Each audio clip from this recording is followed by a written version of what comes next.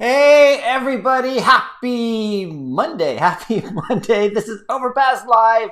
I'm Eric. I make apps. This is the weekly live stream where we chat about whatever we want to talk about. We talk about, mostly we talk about apps. I mean, sometimes we'll talk about other stuff, but mostly it's apps and the app market and stuff like that. So, we moved it recently from Fridays to Mondays, and it's been taking me by surprise every single Monday so far. I'm thinking, what does I need to do today? I kind of feel like I've run out, I've got all the client stuff done, and it was like, oh yeah, the live stream. So again, busy. It's just been like it's been a busy week.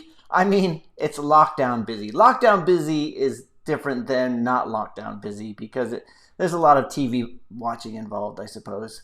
But yeah, it's been a pretty good week. I got one video done, which I talked about my app revenue, and those videos always do pretty well. Although this year, I was really not really, my heart wasn't into it so much. I know that was one of the most requested things you doing on your app revenue? Are you going to do one for 2020? And I was like, it's just been so bad lately, and not because of the pandemic, not because of everything else, just because I've just been lazy. Even today, I had to sit down and work on some of my own applications, and I scheduled out a few hours to work on it, and I ended up working on a client project instead. So it's just, anyway.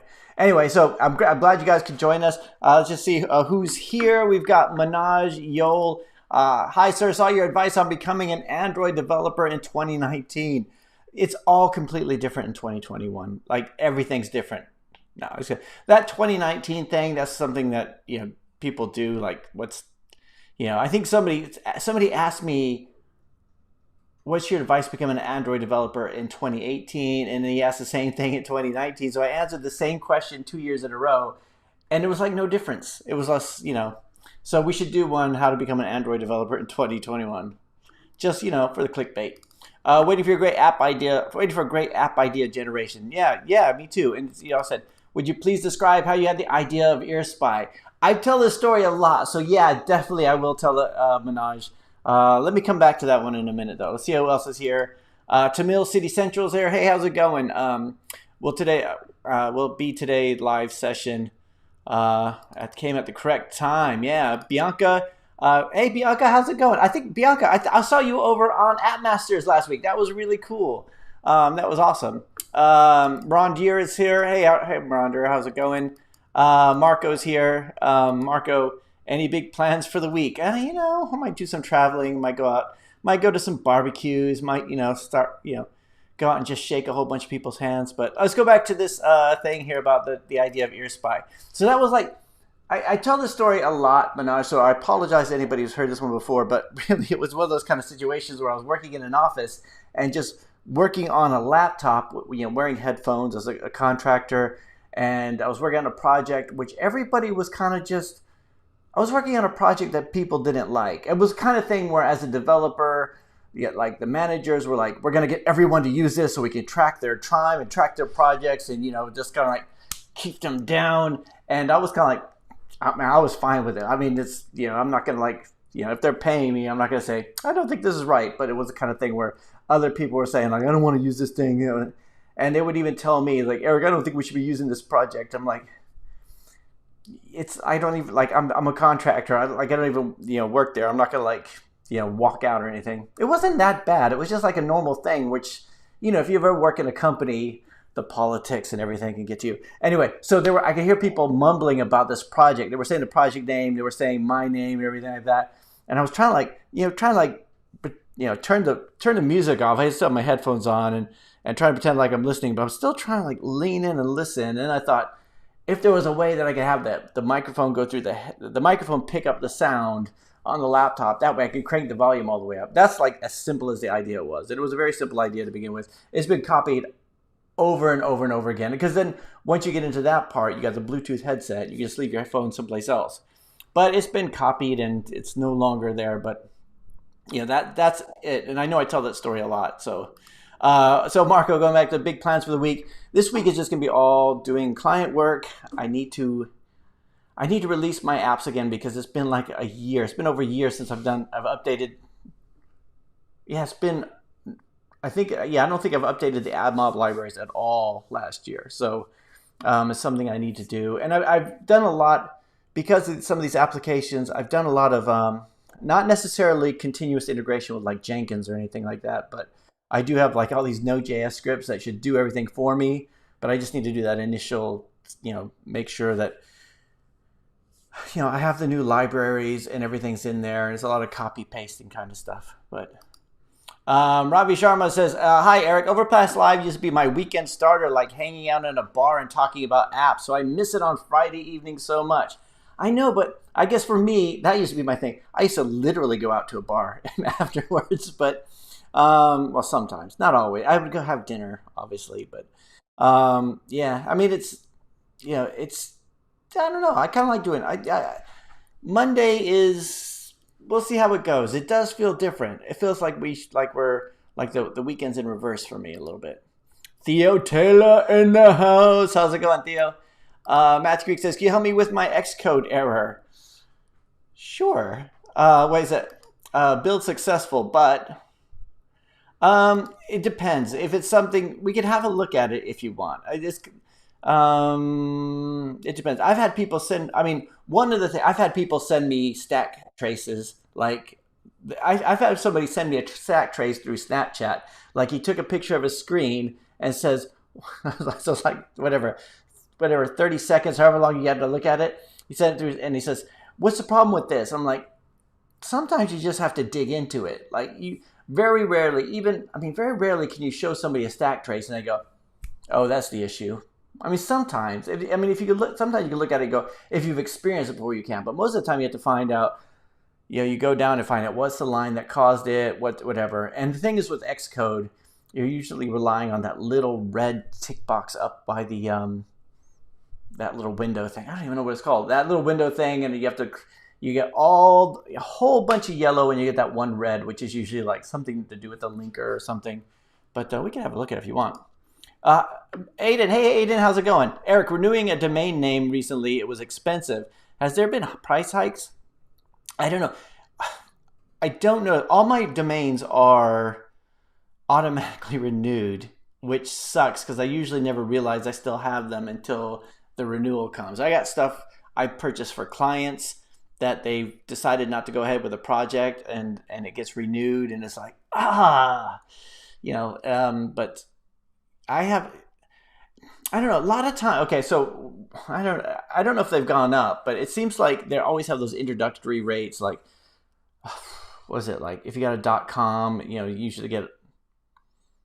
I don't know. Every time I bought a domain, it's been a different price. It's been like the introductory rate for whatever to get you in, and then later on they hike it up. But not that I've noticed. Mark, hey Mark, honky tonk man, what's up? What's up, Mark? Hey, how are you? Let's see. Faster Blaster, nice name, says, how to fix AdMob issue. Whenever I increase installs by paid ads, they put a limit on number of ads. I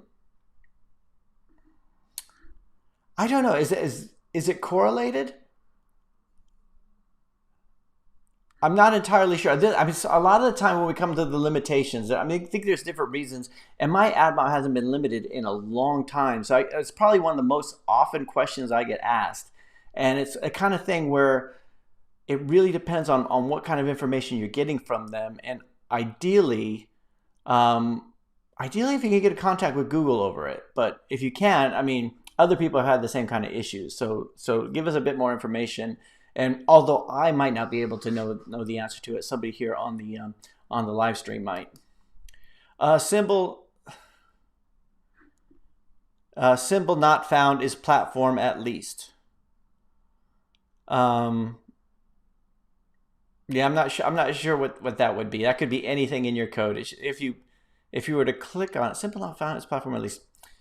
Yeah, I can't tell just by looking at that. Sorry, but somebody else might do. But for me, I would have to click on that issue. It will take me to the part of the code where it's actually occurring, and then find out from where it is. That's like, it's like trying to find it based on an error number. Or I don't know if you guys ever get this. Like one of the errors I get a lot in the .NET sphere is object is null, or trying to get something from a null object. And if my error handling is decent, then that error message gets thrown and caught somewhere else so that it can get logged, but then I still have to go through and track down where that was. Or ideally I can find out from the stack trace, but sometimes you just have to set that breakpoint, go through it, and find out what information is getting passed into it. I mean, debugging something is really, it's kind of like, it's a process. It's a process more than, you know, just questions and answers. Ron Deere says, excuse me. Ron Deere says, worked 7 to 8 months casually to make an app for teachers. The whole world closed the schools in 2020. Oh, man, that sucks. In 2020 is 2020. Should I market the app ads even if most of the schools are closed? I don't know if you should place ads. What I would not do is I would not go with ads for installations, but maybe just for brand awareness. So you put things out there that link to not necessarily to your app's pages, but to other content related to your app pages. So if you could put out some content based on, you know,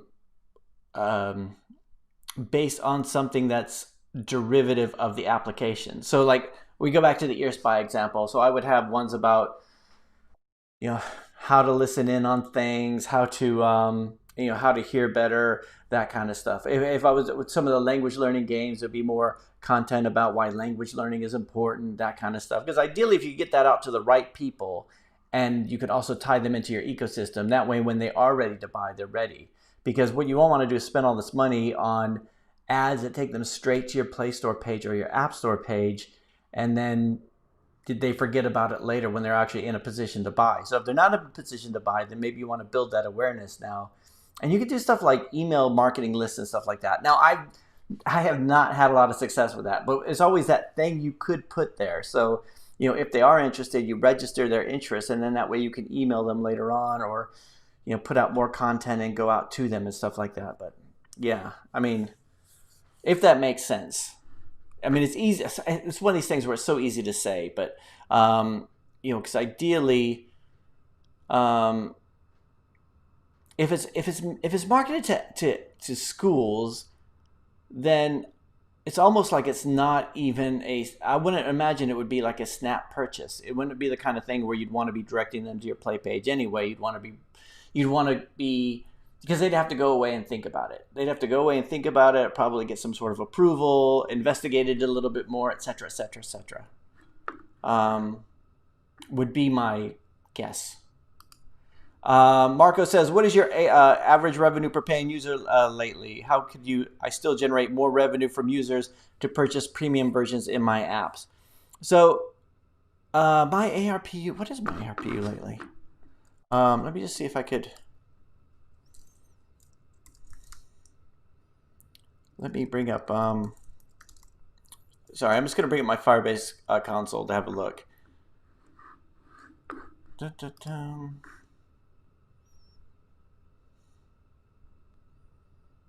Because I think I could do that without giving away my AdMob ECPMs.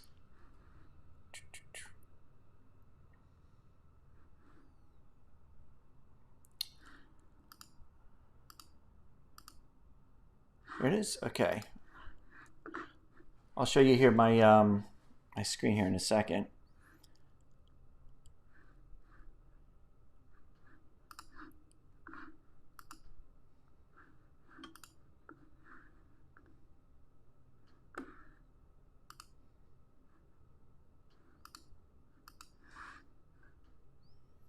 Okay, so I'm going to show you.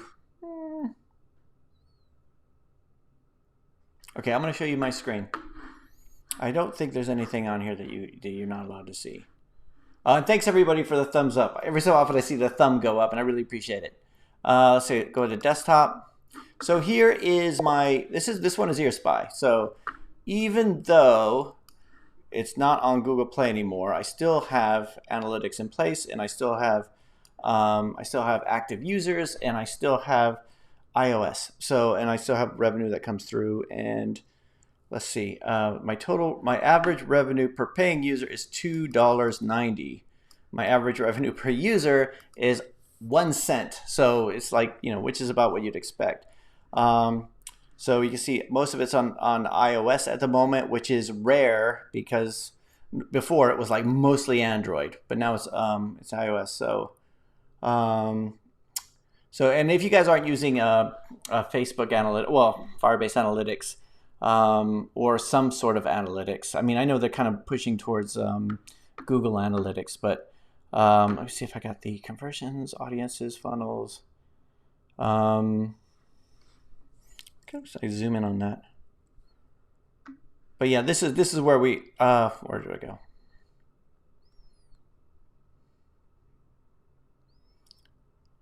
I totally lost it. Okay, average revenue per paying user, and then the total revenue. So that's for. So one of the things I'm going to tell you guys this, even though like I was gonna like just let this go. I was just gonna let this go, but because I did the revenue video this week, and then like one person commented, he says, "I think you're lying. You said in one of your live streams that you make an average of £8 a day."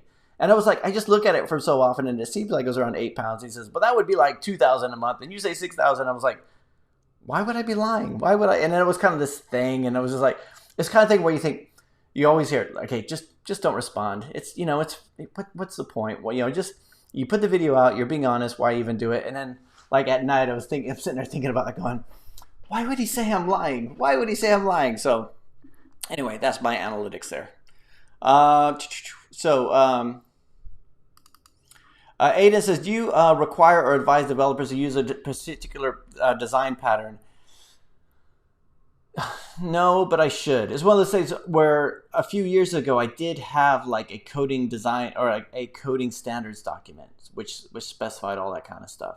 But lately I've kind of been slacking in that one. But yeah, it is the kind of thing where you should do. Not a particular design pattern. I don't say like use singleton, but I'll be more like coding conventions, like your variables, like whatever. If it's a global variable, it should be like this. If it's a local variable, it should be like this. If it's a function, it should be proper cased. If it's a local, for me, if I have a local variable, this is in C#, for example. C# is a local variable. I like it to be start lowercase, being a camel case word, as opposed to starting with an underscore. I know in Flutter an underscore makes it private by default, but just certain things like that. Lately with the developers I've been working with, it's more like just looking at the code initially and just saying like what I like and what I don't. I really need to get that documented more, but yes, it is the kind of thing where I definitely need it to be readable, right? There's sometimes code either needs to be readable or it needs to be efficient. Ideally, if I had to pick between efficiency and readability, I would choose readability. I've worked with lots of developers who, well, first of all, it's neither readable or efficient. Like it's just a bunch of spaghetti code. And then there's other times where it's like really efficient. Like it's like, okay, all these 5 lines of code, I was able to do it in 1 line. I was able to use this really great Lambda expression and move it into like 1 line of code. So you've got this really long line of code, and it is just like impossible to debug. Like you're just like, I kind of need it to. I totally get because it shaves a fraction of a second off of it or whatever, and you're like, yeah, but it really makes it difficult to read. Like sometimes you just need that to have the readability in place. But so that's kind of a thing. So Bala says, Bala Raleigh Therapathy says, Crashalytics, what is better percentage of crash-free devices? The better 0 is the best percentage, but it should be like less than. It should be. I mean, it's got to be less than like. Was it 2.3? I remember what it was. It was. Okay, it's still the case in Google Play? When you look at it, it does give you the the yellow and red alert messages if the crashes are too high. But the kind of thing. I think you're always going to get some crashes. I mean, well, that's not true. You could, yeah. I mean, ideally, you'd have everything handled properly, but you do get crashes from time to time. I think it's easier for me. I find it easier on iOS to get crashes because the whole thing just quits. Even if you have something to catch it. But ideally you have those, everything bubbles up, but yeah, so. Tamil City Central says to make app, how much it costs. To make an app. Oh, to make an app, how much it costs? It really depends. It really depends on the application, and it depends on who's doing it and how long they take. So for me, I think I usually don't like to do anything. It's not worth my time to do anything that's less than £6,000 to start one. And I know a lot of people out there like, if I was doing my own application, it would not cost as much because all the decision making is done. A lot of times when you're doing something for a client, it's the meetings and the trying to get sign off on everything, and all a lot of this kind of stuff adds time to it. So when you're trying to guess what the other person has in their head, and then you have to change a bunch of things again and again, sometimes that adds to the cost. But if it's something where you have everything documented well in advance, then it everything does. So okay, I like this. Eve P. Young, did Derek Dooley do this one? Hey Eve, oh Eve P. Young, how are you? We should get let's see, are you the same Eve P. Young? Are you Derek Dooley in disguise? Client I says just past the AdMob payment threshold for the first time. Private island purchase planned now, maybe next year. Wow, fantastic, cool. Do you have any advice for dating during a pandemic? No. Get used to talking on the phone, I think. Client I, how much? Oh yeah. Okay, so how much did you get? 60 pounds. Nice. That's not bad. That is something. Let's see. Ravi Sharma says, very serious question. Okay, all right. Okay. Serious question. Hit me. I got my YouTube, I got my YouTube monetized, but how do I gather confidence to show my face in videos to gain more subs? Any tips? I feel people will make fun of me. Dude, they do. I mean, okay, that's like one of the hardest things, but if you could do it, Ravi, if you could force yourself to do it, not everybody can do it. I mean, that's not true. Everybody can do it, but everybody feels self-conscious about it. If you look at my early videos, I bought this camera right here, this webcam, which I'm not using for this one, I bought this and I thought I'm going to start making videos. I'm going to start making videos. And like 2 years passed. 2 years of looking at that thing and thinking, one of these days I'm going to do it. One of these days I'm going to do a video. And I did the same thing that everybody else does. I just was like, I would think of loads of excuses. Like, I'll practice. I just got to think of something really good to do a video about. Or I got to think about, I need to learn editing. I need to go, you go off and you just learn everything, and it's really procrastination, because all you have to, you don't, and then you think, oh, well, and that's where you start thinking, what kind of camera is he using? What kind of like microphone is he using? Oh yeah, I bought this thing way before I did a video too, because I'm thinking, I'd like to do videos. And it was just this, it just, these things sat and looked at me like a, they were like a badge of shame. Like, I bought this stuff, and when I started to do it, like, and I would start to record something, and then I would speak in a softer voice, even though it was on a video and I'm by myself. I was like, hi, my name's Eric, and I want to talk about our apps, and it was just, everything was, it was just hard to do. And I talk to people all the time who say the same thing. They say, I want to do apps. Do you have any advice? And I'll show them basic editing and stuff like that. I had a few meetings, and it wasn't like consultants. It was just like, I'm happy to help out, right? I'm happy to show you. Editing is easy. I mean, if you talk to like professionals, I mean, they'll like, I'm sure that, you get the lighting right and the aperture and all this stuff. I mean, I just turn on the camera and talk, right? And it was really hard to begin with. And I recorded like the first video I did was the voice only, and it was just, it was like I use a tool called Video Scribe, or it was called Video Scribe, which was like the whiteboarding type stuff, and I did that and recorded the audio on it, and that was on my website for ages because it was too weird. And then the next one I wrote out a whole script, and then I didn't have a teleprompter, although I was this close to buying a teleprompter. Again, it was like, I'd rather pay money than embarrass myself by saying whatever and ah. And then so I got a piece of paper and I put it above the monitor, and then I put it on the screen. I put it on the screen with the webcam, and then I just tried to read. I tried to read it peripherally, and I couldn't, like with my peripheral vision. And then I was like just living this. Hi, my name's Eric. And I was like, and then it was like this jumps because I kept looking up and reading it. And I showed that to my kids, and this was like 2013. I think I did the first video in 2014, and it was they were like, "What's wrong with you? Like, what's wrong with you in that video? You just sound weird." And then I just went and I just rambled, and I was like, and there's certain things I notice from people who want to get started. They all say the same things. I don't want to be like you, Eric, where I just blah, blah, blah. I just want to keep it down to like 30 seconds. I just want to do 30-second videos. I'm like, okay, fine, whatever. Like, and I did the same thing. I'll just do a minute, because I don't want to bother you guys. Like, I don't want to bother you guys, like, because I know you guys are busy. And it's like, people will not, they're only going to watch if they're interested.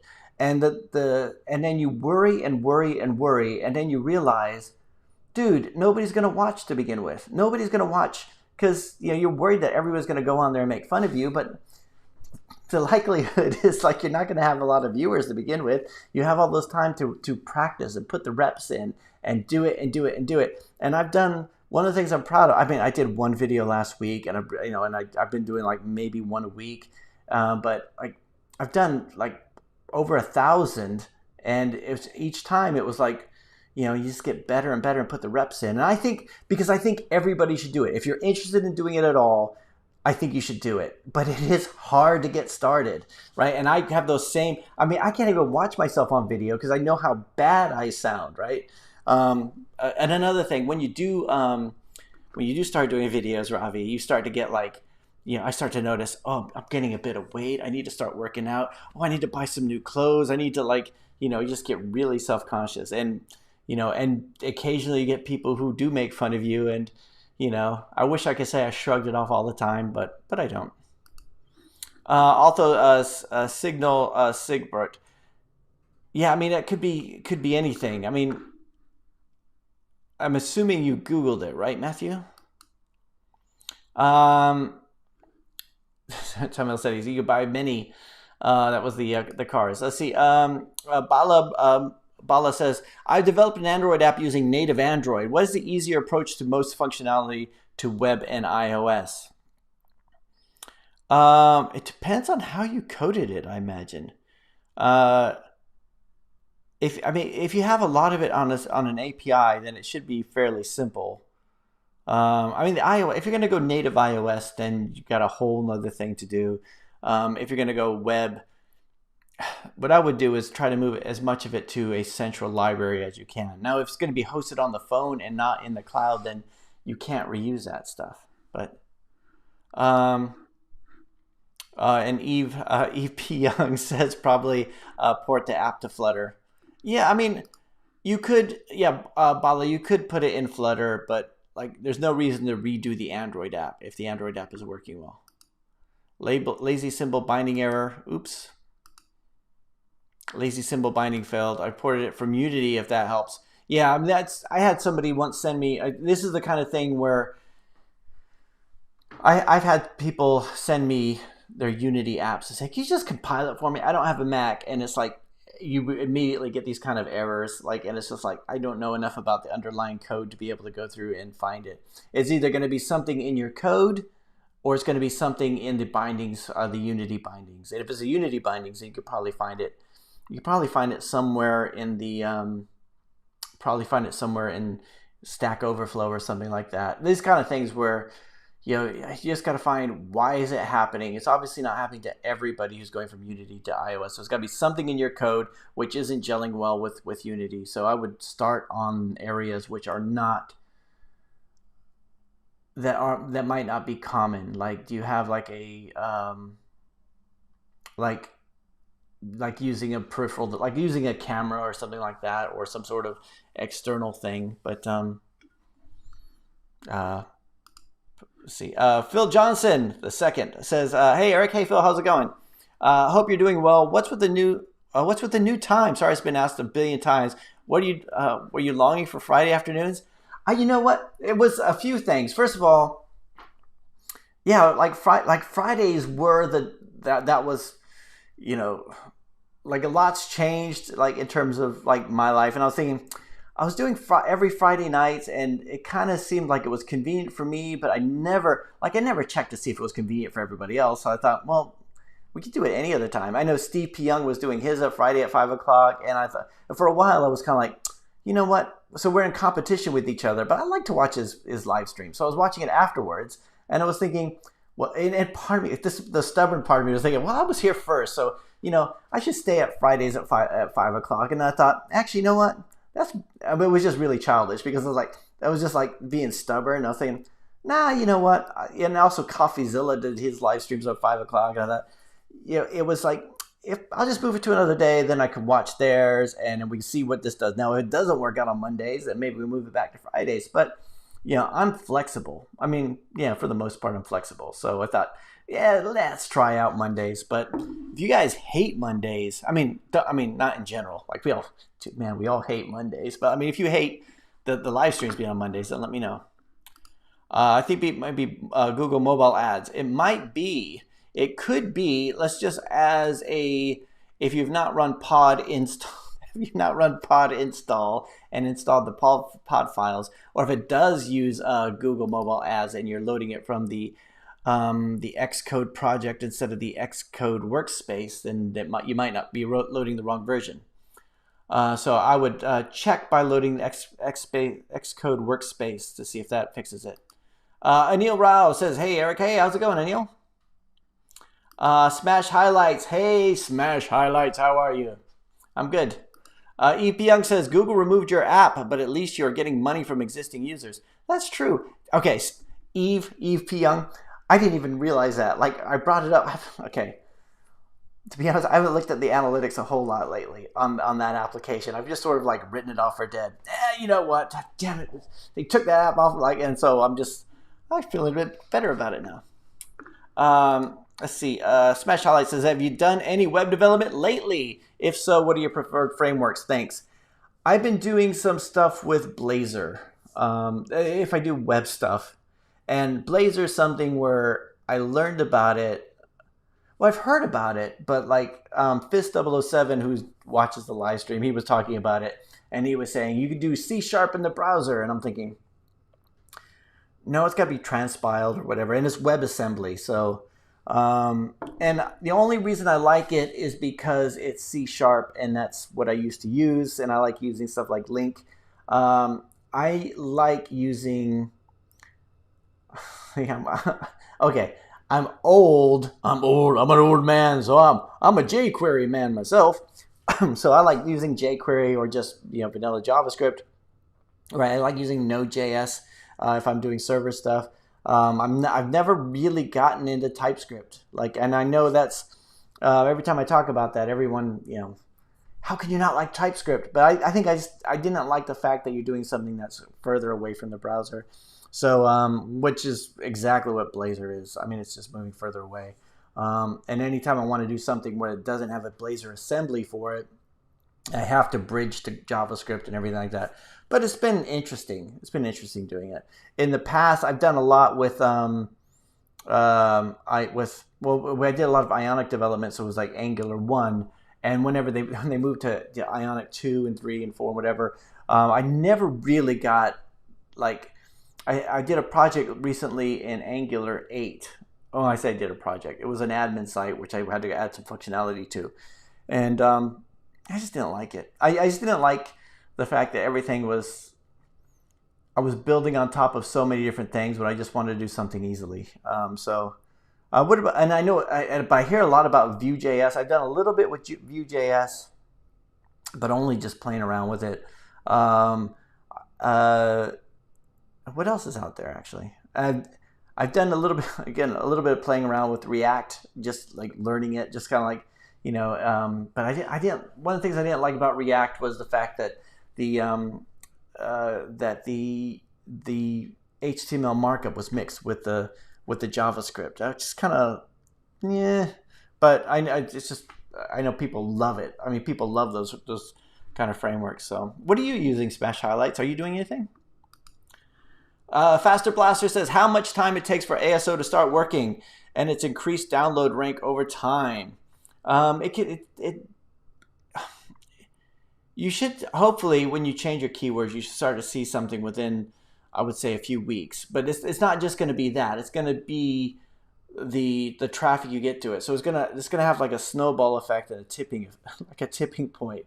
Like I've had applications which have just been lukewarm for like a year and then they just take off. Right? It was just the Korean bubble bath one did that like a few years ago, where it was just like I don't know what happened. I don't know what all of a sudden like, and I wish I could say, oh, it was that one event, but it was just like it's just simmering in the background, and then people started using it. They start leaving some reviews, and more people start leaving reviews, and then that feeds more people into it, and then all of a sudden it started to take on this sort of effect. And sometimes the algorithm will just change, and for whatever reason they'll just start recommending it. And sometimes there'll be something peripheral that comes on, or people will be looking at something and it'll be recommended yours. An example for this would be on YouTube.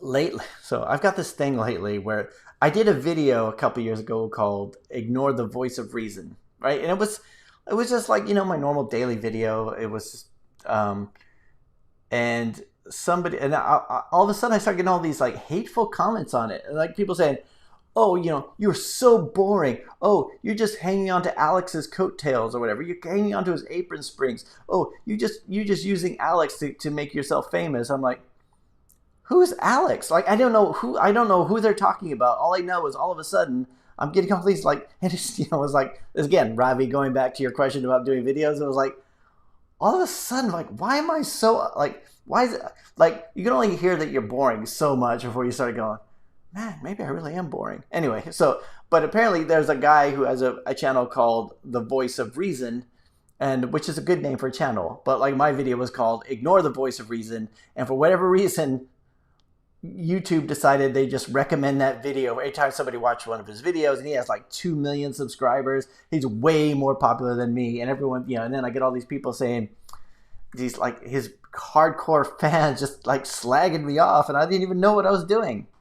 So that's in that video you see like it's kind of thing where it's like all steady, and then it's just like all these views, just like it just hockey spikes, and that's the same thing like one of my apps did, and it was something peripheral to it. So.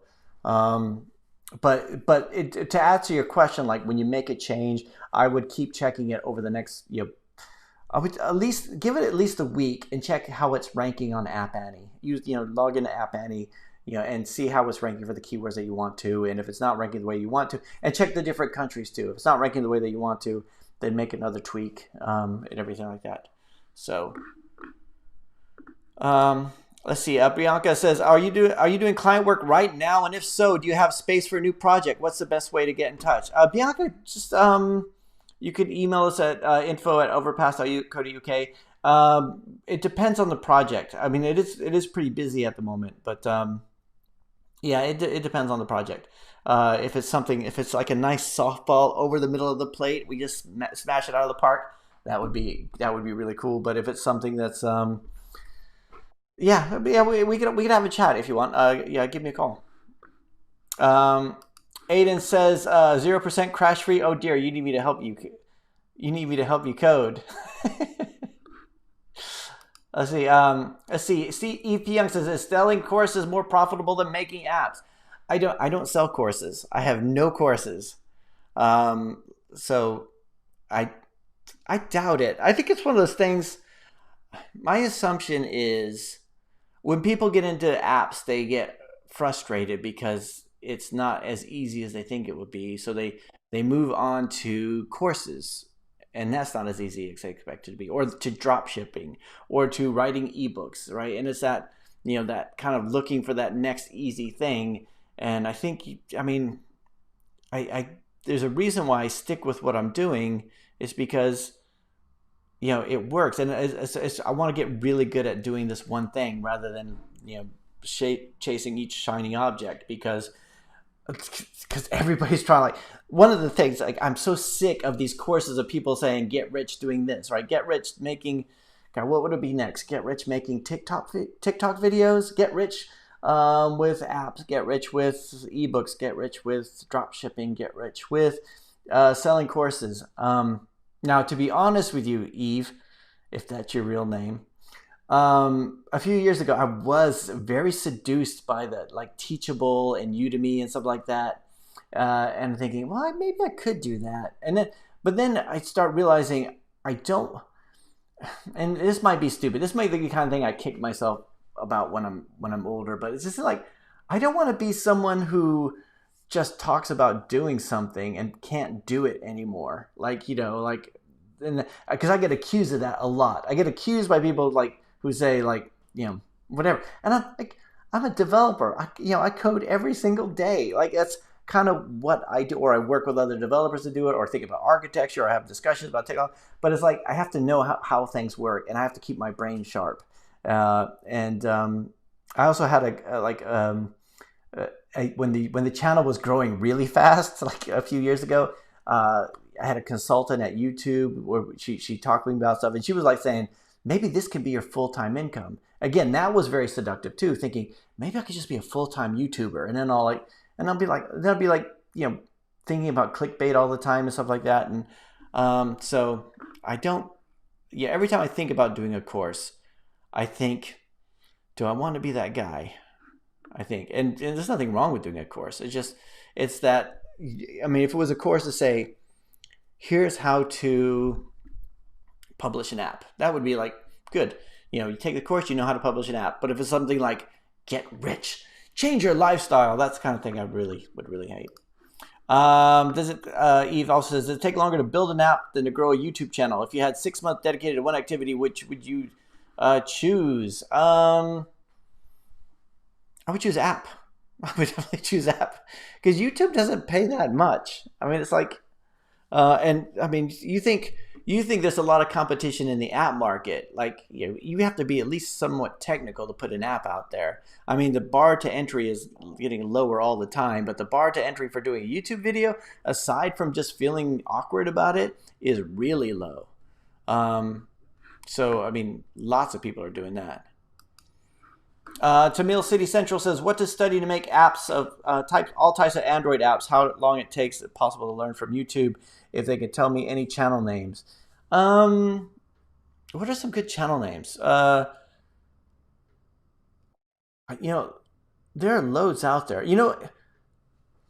There are some that are really good where you keep going back to them. God, Ray Wendlick. What was it? Ray Wendlick? I thought he was really good.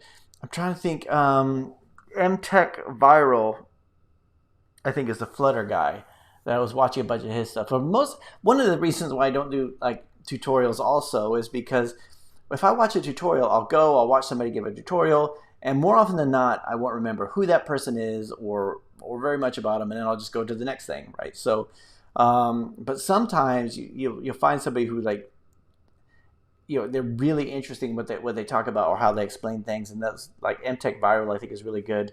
I feel like I should have. I really like the videos by Fireship. Fireship. Fireship IO, because they're really fast. They're just like really like, and then you do this, and then you do this, and you do this, and like I can never watch it without pausing it like several times. I go pause it. I'm like, oh, okay, wait, what did he just do? Go back.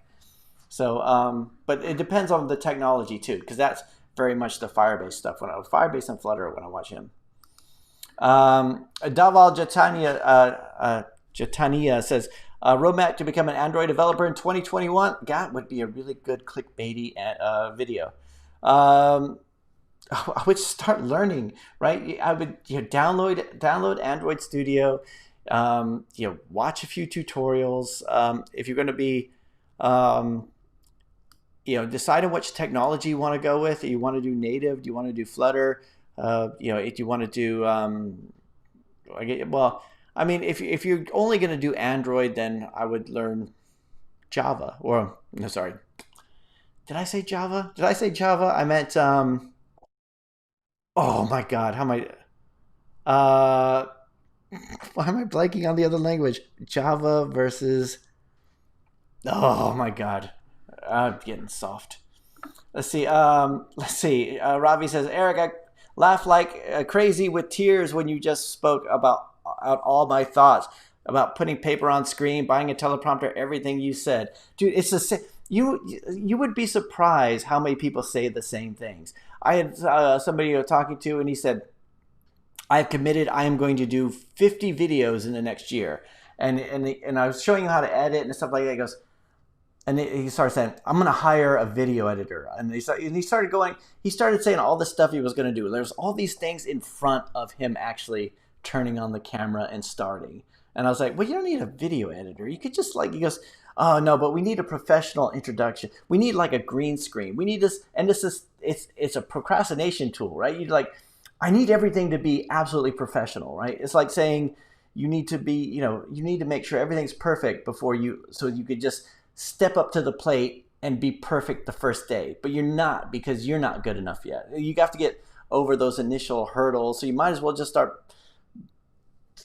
getting the ball rolling. Your first videos aren't going to be great. I mean, they might be. It'd be cool if they were. I mean, every video I did, I hope it's going to be great. But it's like most of the time, they just kind of suck. So, yeah. Matthew says, I've used pod install. Yeah, but are you using the Xcode workspace? Rodian Sabbath. Hey, how's it going, Rodian? Hey, Eric, what's up? Not much. What's up with you? What's up with you, Rodian? To be honest, I liked Fridays better. Oh, yeah, sorry about that. I'm only using AdMob to monetize. What am I missing? Any other ad sources? I've only been using AdMob for years. I've used Facebook Audience Network. I use AppLovin, but for the last few years, it's just been AdMob. It was just and other people who use Facebook Audience Network are saying they're making a lot more from it, and I have not made the switch yet. So if I was gonna use any other one, I would check out Facebook first. But I haven't done it. Emilio says, what's up, Eric? You look great, man. Good to see you on YouTube. Hey, Emilio, thanks very much. Appreciate it. You look good too. So, I mean, your picture. Smash Ally says, that's really helpful. It's only just started learning web development. I use Flutter for apps, so naturally I'm trying Flutter web. Seems promising, but just not quite there yet. That would be my fear too. It's, but, it's well, hopefully, I mean, it kind of, my assumption would be that going from Flutter to web would be it would work for everything that was common, but if you needed to do something that was specific, it might not do it for you. But again, I'm only speaking, I'm just, for that, I'm just speaking out my butt. That's just the way I would assume it would be. But let's see. Yikes, the comments are so harsh. Oh, really? Are they? Yeah, I do get a lot of harsh comments. Not a lot, enough so that it's I wish, I used to say in jobs, when I go to a job, I go, don't worry, I was in the Army, I used to have a drill sergeant, I have very thick skin, right? But the reality is, dude, I have such thin skin. Every time there's a bad comment, I'm like, oh, I just mull it over. I'm like, oh, you know what? It's that thing where anybody criticizes you. You're like, when you have insecurities, when somebody criticizes you, you just immediately take their side. You're like, yeah, you're probably right. You're like, and then you have the other people say, dude, what are you doing? Snap out of it. So Heart Dodge says, do you think there's any future in apps? I'm thinking about switching over to web apps as people are getting more and more reluctant to download and try a new app. I don't know. I think there's a future, but I think it's going to be. I mean, I've got a lot of people contacting me who they want application. I mean, we got this whole pandemic going on where you got restaurants and everything. They want to have applications, and I think apps should do more than just be a website in a wrapper. It should be something where you can use stuff like app clips or NFC or barcode scanners or geofences or any of this kind of stuff, or push notifications. Push notifications is a big one. Push notifications is the kind of thing where, yes, you can do push notifications on a website, but it's a better experience on mobile. However, I mean, there is reluctance. I mean, I'm reluctant to download all that much. I mean, how many apps would you say you download in a month? I probably download 2. So yeah, I mean, how many websites do you visit? I mean, how many websites do you visit in a day? It could be dozens, but how many do you actually return to? So, I mean, yeah, I guess, yeah, that's something to think about, actually. Faster Blaster says, is there any free site tool there to check the number of Play Store searches per day for particular keywords? Not that I'm aware of, not the actual number, because that's pretty much private information. Even the ones that they guess, they're doing a guess based on that. I think it's they're using algorithms and stuff like that. I don't think anybody has that actual information. Do they? I'm trying to think. I'm trying to think. Google Keyword Analyzer, does that have that in there? Yep. The Google Keyword tool. They may have used to. App 404, what's up? What's up, App 404? Neurogorithmic, hey, how's it going? Hey, Eric, I come on the show. Can I come on the show sometime? Yeah, sure. I mean, we could have I don't normally have guests. I mean, I had a few, but it's one of those things. Every time I think about having somebody on here, like as a guest, I always think about it like right before the live stream. So yeah, if anybody else is interested, let me know. Get rich telling people how to get rich. I know that's the thing that bugs me the most. Neurogorithmic says I started app videos. Fantastic, that's really good. Inspired from Overpass. Let me know. What's your channel name? Is it Neurogorithmic? Neurogorithmic. DJ Snoopizette, the poet. Hey, how's it going? Hey, Eric. Hey, how's it going? How you doing? I'm all right. I'm doing good. I was wondering, are you hiring? I make and design web apps. I'm not hiring at the moment. Most people I work with are remote. So we just brought on a Xamarin developer 3 weeks ago, and we're trying him out. But yeah, Kotlin. Yeah, how could I forget Kotlin? Kotlin. You know what? I'm just a brain fart. Kotlin. Technical problem. Yeah, shoot, I just totally brain farted on that. Okay, you guys know I know the name Kotlin, right? So, what's the highest Xcode for High Sierra? I really don't know. I mean, I use Xcode as much as I need to, but I'm not an expert. Which course is easy to learn and implement to make an app? I'm not sure. I mean, I'm not usually looking for beginner courses when I do look at them. So, for me, I mean, I've always when I learn a language, I usually start with. Sometimes I'll get a Udemy course. Udemy courses are pretty good. I mean, sometimes it's just having that nice structured thing, right?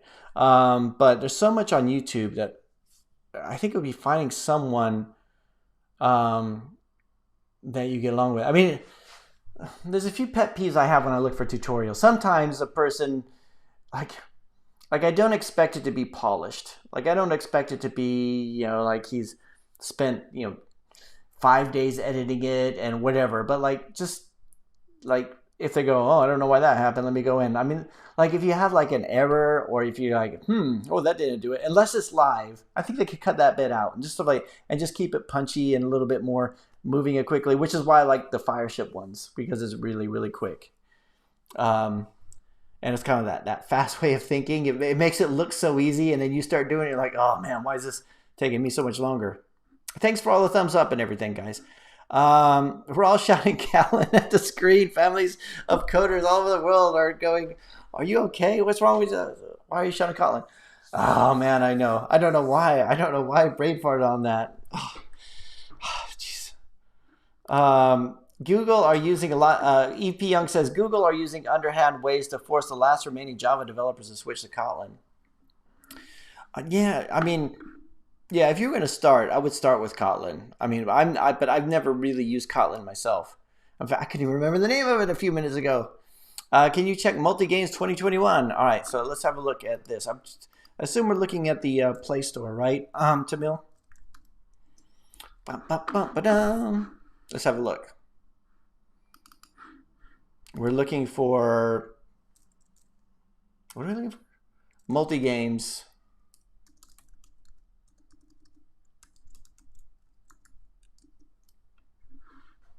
Is it this one? Is it Be Focus Studios?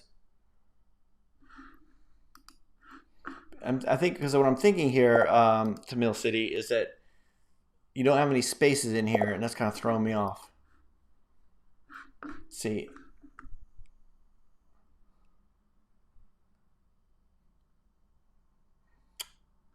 Yeah, let's come back to that one. I'm not quite sure if I'm looking at the right one. I know there's a little bit of a delay. Let's see. Eve says, Eric, do you invest in Bitcoin? Nah, it's one of those things where it's not like I don't believe in it. I just never never really got into it. And I don't have an opinion about it one way or the. Part of me thinks maybe I should be, but then it's like there's a learning curve that I have to get around. And I don't want anyone to tell me. Like I don't want to read any more articles on it. I don't want to do anything. I don't want to invest anything. I just want to but I have not done so. But I'm just saying I don't have a reason. I don't want to say yeah because it sucks. It's just like I just don't do it. Biswajit, hey, what's up, everyone? What's up, Biswajit? DJ Snoopy, DJ Snoopy Zat the Poet? God, I could say that name all day. Eric, is it possible to make a news app and be able to pay writers from AdSense? I doubt it. I would imagine that AdSense. I mean, every time I've done anything with AdSense, even with AdMob, I mean, I get pennies per user. So like you have to get a lot of you have to get a lot of users in to be able to make a good amount of money from it. Actually, if you had loads of traffic, then yeah, you definitely could. If you had loads of traffic, that would work. But it's that chicken and egg thing.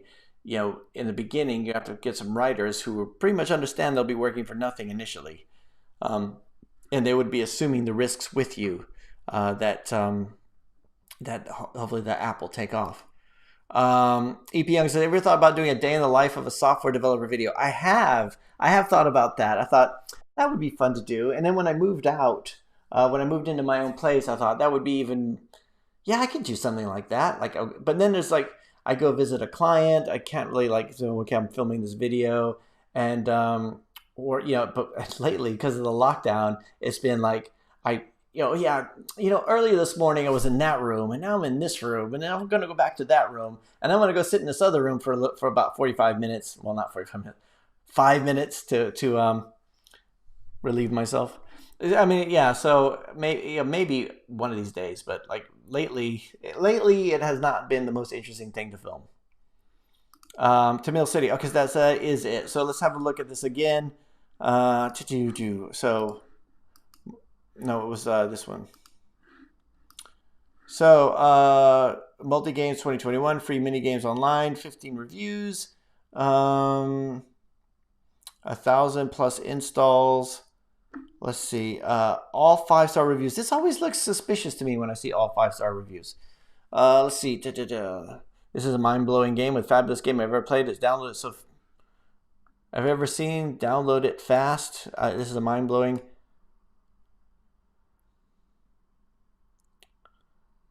Doesn't look too bad though. I mean, I know I've seen other ones where all the reviews are on the same day, so it's not too bad. It's only 15 reviews. Let's have a look. Arcade games, action games, adventure games, puzzle games, sports games.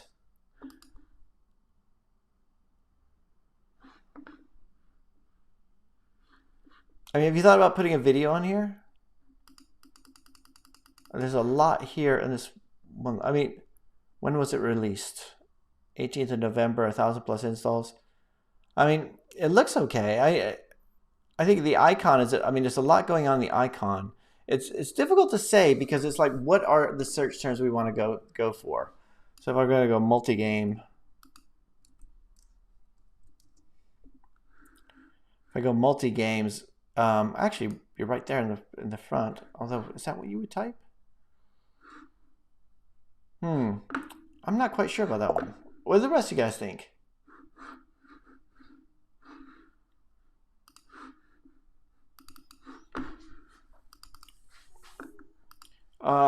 Matthew says, by the way, I published my melt calculator to Amazon. Oh, cool. Focus Studios. What does the rest of you guys think about this multi games? Did you have a look at it?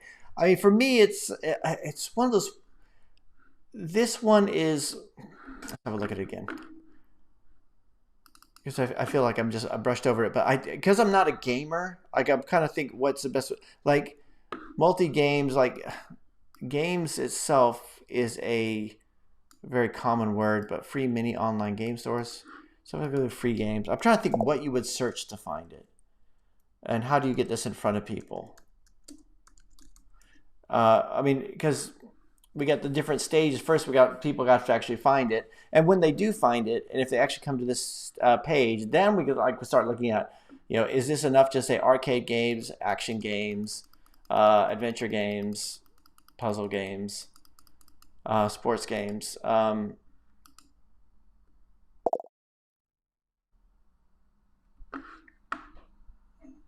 What do the rest of you guys think about any feedback you guys have on this? I guess I don't have too much. Let's have a look at it on App Annie.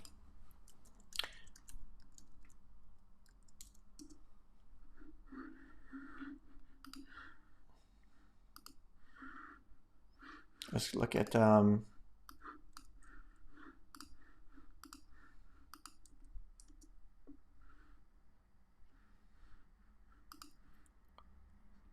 because it's. So we go down to the ASO keyword section over here, and you're ranking really well. So actually, this is the UK. So let's go to United States. Games Up, Game Box, 16, free mini. So yeah, we don't have too much here in the top on the United States, but if we go to the United Kingdom. Multi-game, you're like ranking number 2. I don't know what GameStop is. Game Box. It'd be like finding those, how can, what can you rank well for? And it's thinking about who your target user is. What would they be searching for? I mean, I know you say, like what kind of game specifically would they be looking for? Because I think, and again, not being the target demographic myself, I might not have a really good answer for this.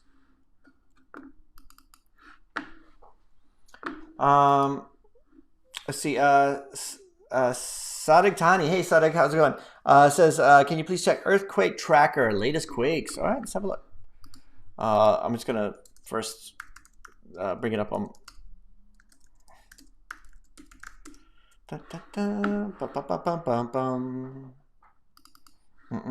Oh, okay. Yeah, this is one.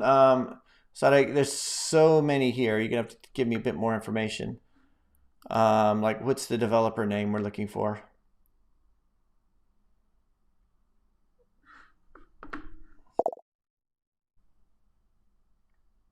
Yeah. Give me the developer name. I mean, if any of you guys are have me look at the app. If you give me the developer name too, just that way we don't spend a lot of time just looking for it. Are we? So, Biswajit says, finally, I'm making a trailer for my game, just making some final changes. Awesome. Cool. Matthew says, if I had money, I'd invest in non-American oil companies. Okay, cool. Sonic says, I have 12,000 daily users recently, but only making $10 per day. Wow.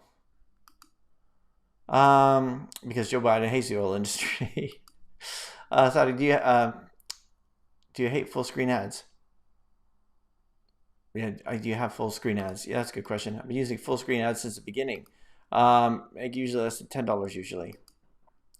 Using AdSense. How many daily users do you have? You guys haven't. Okay, so Eve says, EP Young says, what if your app gives a wrong information about earthquake? Are you liable? Earthquakes can cost lives. I would not build an app that had consequences unless it was a company with a legal team. Yeah, that's a. I mean, there's a lot of them on here too. I don't know if it's something that would. That's a good question about the liability type of stuff, but yeah, I've kind of thought about that. I've had people come to me with projects like that, like security apps, and it's like, I don't know, I'd hate for like the app to crash for some reason or not have network access or and be liable for something. Yes, the first one. Okay. Oh, cool. So let's go back to this one. Earthquake tracker, the latest quakes, alerts, and maps. Cool. Sadik, this is looks like it's pretty well done. 100,000 plus installs. You've got your in-app products at 169 per item. What are your in-app products? Let's see. Latest quakes in the world. On a map. Biggest earthquakes. Earthquake tracker. It looks pretty cool. But what are your in-app purchases? Are they featured here? Because 169, I mean, that seems a bit low. I mean, I know you've got ads, but I can't see any ads in the screenshots. But I mean, you've got like you've got a really good problem where you've got like an app that people are actually downloading. You're getting all the reviews in. You got a lot of really good stuff here, and you've got and you're responding to all the reviews. So nicely designed, easy to configure, good integration with apps. I really enjoy this app. It keeps me informed, recommended. So I mean, it looks really good. You've got a monetization issue. So is it possible that you can increase the amount of ads that you're actually showing, or make sure that everyone gets at least one of them, or have I mean, is there anything you can offer in terms of in-app purchases that are better?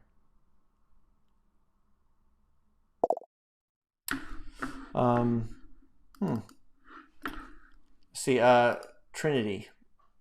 Oh, that was the right one. Yeah, it looks really cool, Sonic. It's cool. These ads are the key to get revenue. Anyway, thanks. I may get 1 cent from you. So, Blasdillis says, long time no see. I know, long time no see. Good to see you. Let's see. I can buy a car with that. Let's see. Mayak Bisht says, I got ads. I got that ads are for revenue, but there should be something that I can come again to use your app. Yeah, no, that's. I mean, this is the in-app purchase thing is interesting. I mean, I'm trying to think because I haven't used the application itself, latest quakes in the world, but what could you offer in terms of an in-app purchase besides remove ads? Would love to see games. You can play that if you. Tamil City Central says you can play that, and then ads will be shown. App purchases only for removing ads. Yeah, I know. Is there anything you could add that would be more than that? Because it's great that you have that.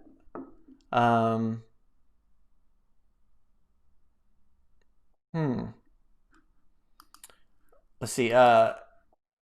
Need to add that app purchase. BizYG says, if anyone wants to play my game, it's called Dark Space Legends on Play Store. Thanks. Yeah, everyone check out Dark Space Legends. Jamie Codes. Hey, Jamie, how's it going? Says, hi, Eric. Finally took your advice to deploy my first app, even when it's not done. Good for you. In my head. Curious what you might think of the next steps would be. It's called Easy Golf Handicap Calculator. That's cool. I think because at least you got it out there, so you can start to see the traffic. You can start to see what people are searching for, and if you are getting people, actually using the application, you could start to make it better and actually add new features into it. See what people are clicking on, get the analytics in there so you can see those different events. If I was going to go through and show the analytics of, don't I show analytics of your spy? Not actually all that much in here. But because you can add your custom events to see what people are clicking on and what they're actually doing. And then if you start to get the people to come through, you can even see what kind of keywords they're looking for and everything. So I think that's good. Jamie, the reason I think that's good is just because I know so many people who, and myself included, where you become a perfectionist, think, I just want to get that one more thing in there, and But of course, there's people on the other side as well would just put out just anything, which is just like I threw something together and then I just published it, which is I think it's like the happy medium of just getting stuff before it's the perfect way. So I think that's cool. Writing a script for my first YouTube video tool. 2, any tips? Just make an outline, right? You're gonna say, oh, I don't know.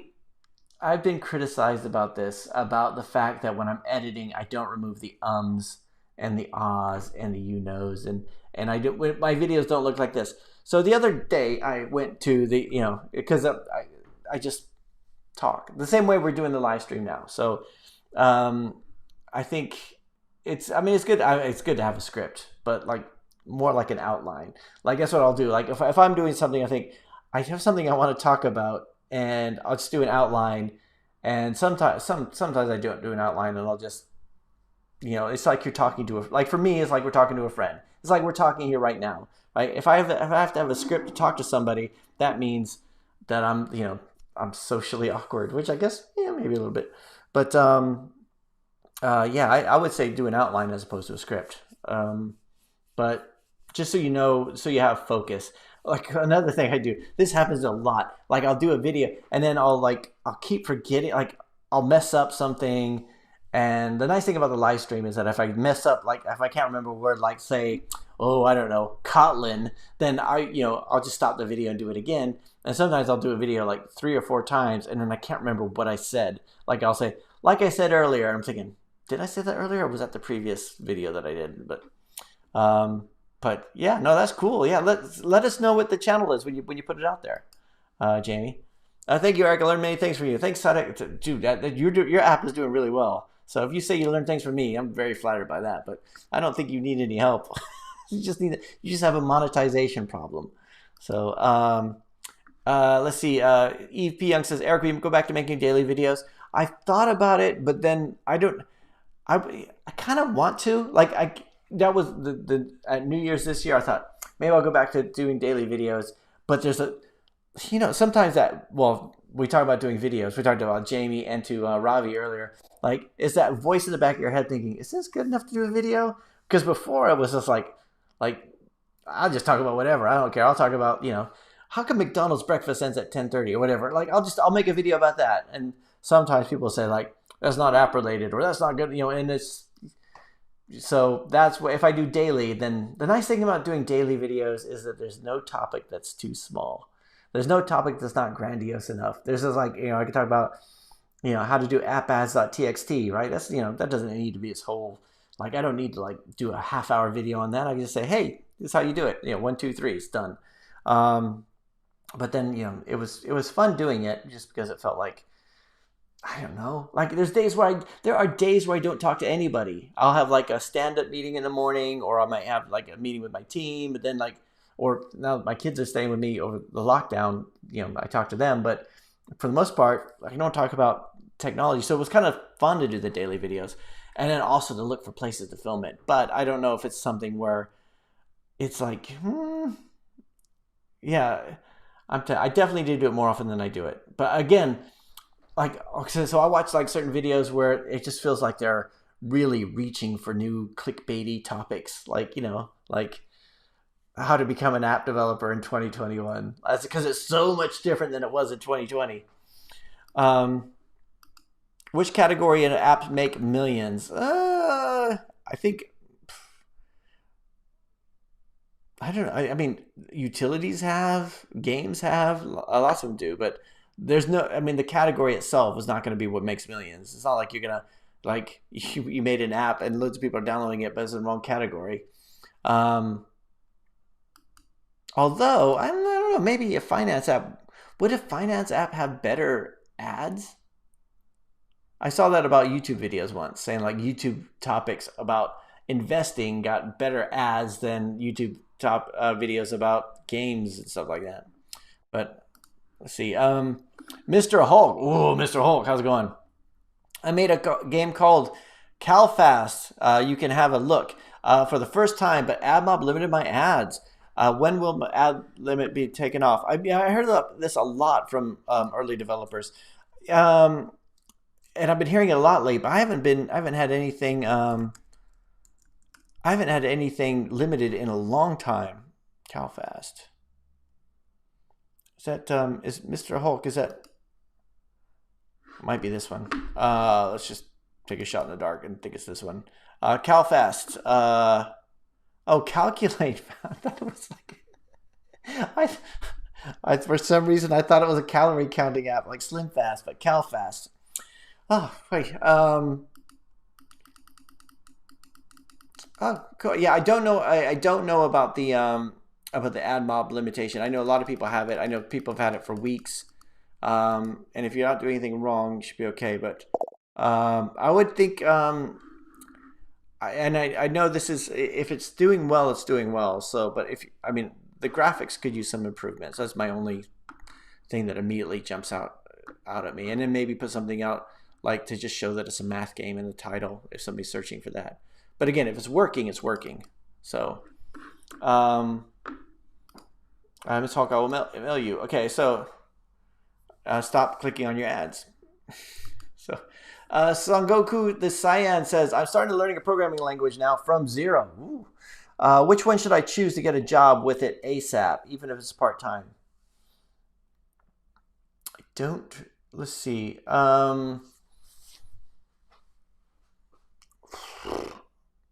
I'm not sure. Like in terms of the current market, I'm trying to think what it would be. When I could tell you when I started, which was like 22 years ago. It was I started doing just Visual Basics. Visual Basic for applications. So a lot of like Excel and Access applications and stuff like that. So that kind of stuff's always that kind of stuff could always be in demand. There's certain things where you could work on a certain framework, like doing. Like I was doing some SharePoint development for a while, and a lot of the SharePoint developers weren't actually developers. They were more like configurators. They just knew how to set certain things up in SharePoint. And they were kind of considered developers, but they didn't write any code, and it was just weird. But I think the more niche you can get, the more job friendly it will be, I think, and see what's like if you were to do something like general web development, then there's so many people out there that you'd be competing with. But if you went from like, I was going to say Salesforce, but there's a lot of Salesforce developers out there. But let's say you went for, something like Sugar CRM developer or something like that. I mean, just have a look at like the different job pages and see how much different opportunities out there and what they're looking for. We done that before here on the live stream where we looked at like JobServe, which is like what I used to use when I was looking for a job, just see like how many different like job postings there were for certain things and what kind of things they were looking for. Eve says, thanks, Eric. Yeah, you're welcome. Rendezvous says, is there something I'm gonna have to let Steve know. I'm gonna have to let Steve know because I've seen Derek Dooley over on Steve's channel. And if you're the same, Rendezvous says, is there something similar to writer's block for programmers? How to fix it? Love the live streams. Good vibes. Yeah, there definitely is. There definitely is. But it's not like a writer's block where you can't think of the next thing to say. It's just like you run into an issue and you're just like, like it's so funny that we don't do a job that is like. We're not like construction workers or like we don't go work in the mines or anything like that. But like if we have an issue with like a firewall, we're like, oh, screw this. Like, there are days where I'm like, I can't be bothered to copy all those files from that end of the screen to this end of the screen. Or I can't be, it's like a lot of the times, sometimes you have those like, you have days where you're just totally in the zone and you're just like, the whole world goes out. I've had my kids walk in and talk to me and leave. And it's after they left that I realize, hang on, what did they say? Like, what were they talking about? Like, because I'm just like, I'm into it. I'm like, yeah, which is like, I mean, it's really rude, but it's like, it's also, you're like, you don't want to let go of that being in the zone. So like, hey, yeah, that's why I should go in there and say, knock, knock. Hey, sorry, what was it you said? Sorry, I was just not there. But there's other times where you're just hammering through it. It's like, I've got like, there have been applications. There was an application I did for a client where I think I watched the entire box set of West Wing while doing it. Like I was like just like I had like one screen up. I'm like watching the West Wing and just like coding it. I'm kind of half watching it and half coding and just sort of like just blunt force, just getting through the project. There's other times where you're just really in it, and there's other times where you just it's over there and you're like you hit a roadblock. You know, there's other times it's like having that blockage, which just and I think it's probably. I mean, I imagine that's what writer's block is like. But I mean, have you guys ever experienced that? Like you're just flowing and then you'll hit something and you'll be like, oh, and it's almost like I knew it. I knew it was true. I knew things were going too good. Oh, now I can't connect to that thing. Why not? I might have to rewrite this whole thing. You know, because like, and then you think if I thought about this, I would have tried that hard bit first. I would have, you know, that's why every time I do something, well, most of the time when I do something, I look at the connectivity and the hard bits first, just to make sure that like, you know, that's where you start those little test projects and stuff like that, because there's nothing worse than coding your way to a cliff and realizing you don't have a bridge. So yes, so cool. I thought it would be called Call of Duty. Oh, how fast. Robbie says another YouTube question. Yeah, let's talk about YouTube. What do you think about video thumbs? Do they give an impact on your video views? And what about the titles? Yeah, definitely. The thumbnails are something. You know what? My kids and I talk about this all the time. You know what I hate in thumbnails is the pointing. Like you'll never see me pointing in a thumbnail. In fact, I'm really bad about thumbnails because Rowena on my team, we use Canva. We use Canva Pro. So for a while, all the thumbnails looked the same. And then we started to vary them a bit, and then they started looking the same again.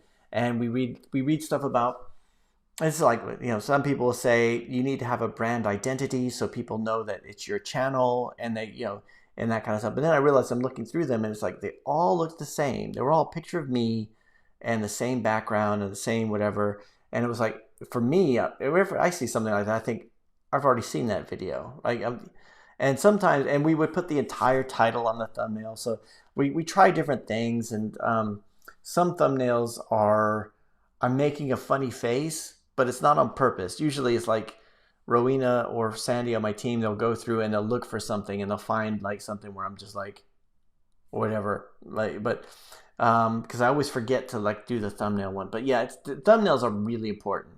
And the titles are too. The titles are what gets searched mostly. So what people find. It's like I think the YouTube the same way I think about apps. It's like the description and the title are more for the algorithm, and the icon and the screenshots are the same as the thumbnail. It's like that's the bit that people see, and that you know, they get to the list, and then it's the choosing the one. There's like the visual changes like that. So that's the way I think about it. Noki Logic says a lot of guys on the internet say apps are dead, e.g. text lead. What are your view on this? You know what? Yeah, I'll agree with it when people stop downloading apps. Like, I'll agree with it when they're dead. Like it's, you know, it's that kind of, you know, the impending doom is coming, and let's look for the next big thing. Obviously, I don't agree with that, but you know, we're nimble. I mean, we're software developers, so if as a medium, if apps don't make as much money as they used to, we can move to something else. But you know, I mean, but they are like, it's, you know, and companies are still looking for applications, and they're still publishing things, and they're still like, you go to a website and they're saying download our apps. And why do they want you to download their apps? Is because you become more of a member of their, you know, brand or whatever, and everybody's still pushing, you know, downloads of their apps. So I mean, I guess in the olden days when you could have a fake farts machine or whatever, and it would make millions, then yeah, I suppose that's something. And if we just have to reevaluate our expectations. And when people say like they're moving from apps to websites, I mean, websites are not new either, and they don't, you still, if you're relying on ads, you're still relying on eyeballs and traffic and all that kind of stuff too. So you're moving from one system to another. So you know, and I know a lot of people say that, and I disagree with it, but you know, I could be wrong. You know, I'm sticking with it. Like, you know, my revenue. That was another reason why I didn't want to do the revenue report this week, to say how my revenue is falling, because I don't want people to say, "Oh yeah, because apps are dead." You know what? Okay, all right. I was once in a meeting with somebody, and it was like someone had a friend of mine had another friend who was starting a business, and they wanted to do an app, and they wanted to talk to me, and they were consultants.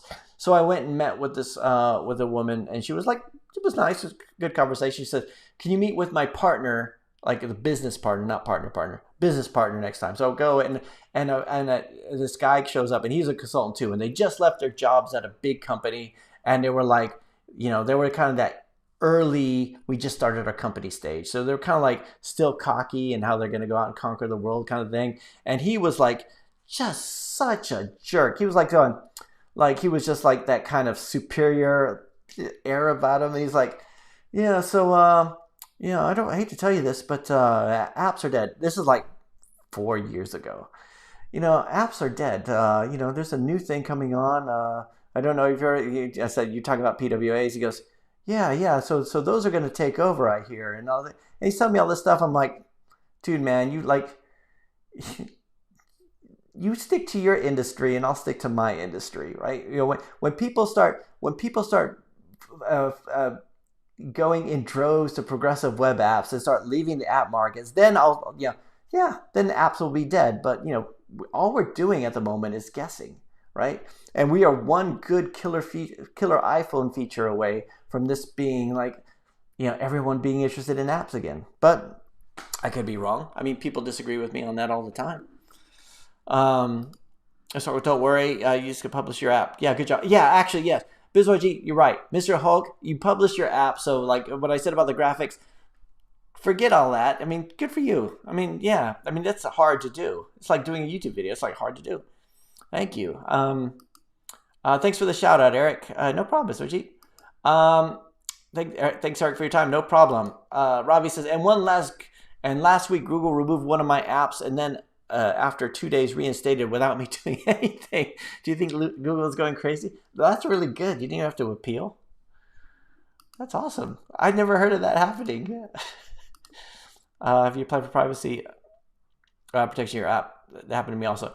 Oh yeah, I've had a thing where we moved our website to a new server, and we decided we would, rather than just do a mass migration, we would just move all the pages over.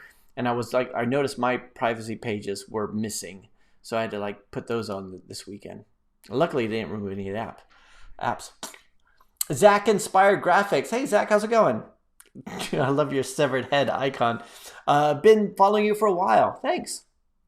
Before you got that awesome Mustang, I know. Oh yes, the good old days. Oh my God. You know what?